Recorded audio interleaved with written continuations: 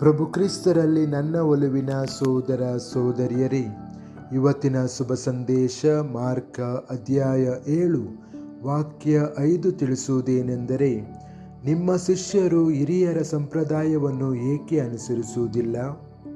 ಚಿಂತನೆ. ಈ ಪ್ರಶ್ನೆಯು ಯೇಸುವಿಗೆ ಫರಿಸೇಯರು ಕೇಳಿದರು.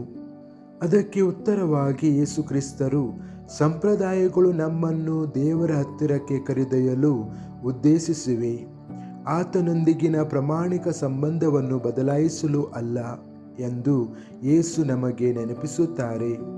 ಪದ್ಧತಿಗಳು ಕರುಣೆಗಿಂತ ಮುಖ್ಯವಾದಾಗ ಅಥವಾ ಪ್ರೀತಿಗಿಂತ ಹೆಚ್ಚು ಮುಖ್ಯವಾದಾಗ ನಂಬಿಕೆಯು ತನ್ನ ಆತ್ಮವನ್ನು ಕಳೆದುಕೊಳ್ಳುತ್ತದೆ.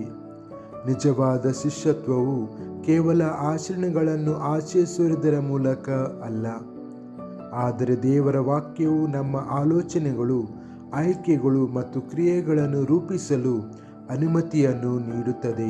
ಅತ್ಯಂತ ಮುಖ್ಯವಾದುದು ದೇವರನ್ನು ಪ್ರಾಮಾಣಿಕವಾಗಿ ಹುಡುಕುವ ಮತ್ತು ಆತನ ಪ್ರೀತಿಯನ್ನು ನಂಬಿಗಸ್ತಿಕೆಯಿಂದ ಜೀವಿಸುವ ಹೃದಯವಾಗಿದೆ. ಪ್ರಾರ್ಥನೆ. ಕರ್ತನಾದ ಯೇಸುವೇ, ನೀವು ನೋಟವನ್ನು ನೋಡುವುದಿಲ್ಲ, ಆದರೆ ಹೃದಯವನ್ನು ನೋಡುತ್ತೀರಿ. ನಮ್ಮ ಹೃದಯಗಳನ್ನು ಶುದ್ಧೀಕರಿಸಿರಿ ಮತ್ತು ಖಾಲಿ ಅಭ್ಯಾಸಗಳಿಂದ ನಮ್ಮನ್ನು ಮುಕ್ತಗೊಳಿಸಿರಿ. ನಮ್ಮನ್ನು ನಿಮ್ಮ ಹತ್ತಿರಕ್ಕೆ ಸೆಳೆಯುವ ಸಂಪ್ರದಾಯಗಳನ್ನು ಗೌರವಿಸಲು ನಮಗೆ ಸಹಾಯ ಮಾಡಿರಿ. ಆಮೆನ್.